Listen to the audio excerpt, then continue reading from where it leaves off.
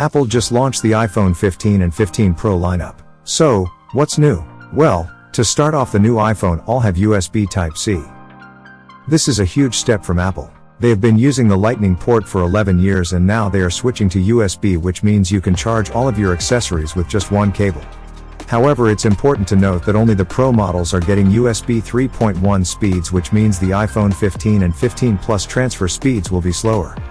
And also both the 15 and 15 Pro still has 20-watt charging speeds as before, so they are not taking advantage of higher charging speed that USB Type-C can offer.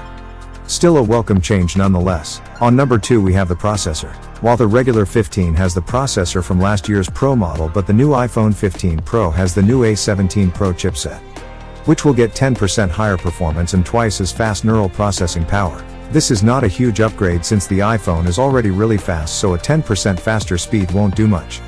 One thing is new though is now it can do real-time ray tracing, which would improve the graphics, but not that many games take advantage of this technology. Number 3. The most noticeable upgrade this year might be the new action button. From the original iPhone they have always had a mute switch which allowed you to switch between silent and ring.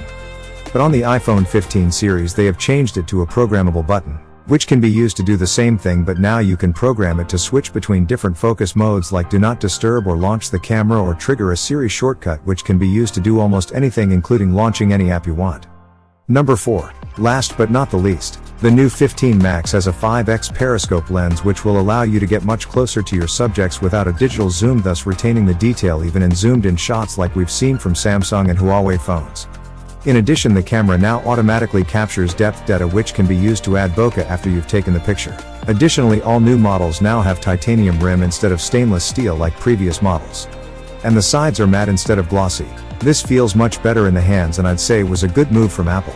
Overall, the new iPhone 15 lineup is a good refresh but doesn't include some revolutionary new feature. If you have the 14 you can skip this one. You won't be missing much. But if you have a 13 or prior, then this phone is for you. And that's it for today. Subscribe to our channel for a direct camera comparison between the iPhone 15 and the Samsung Galaxy S23 Ultra. Thank you for watching.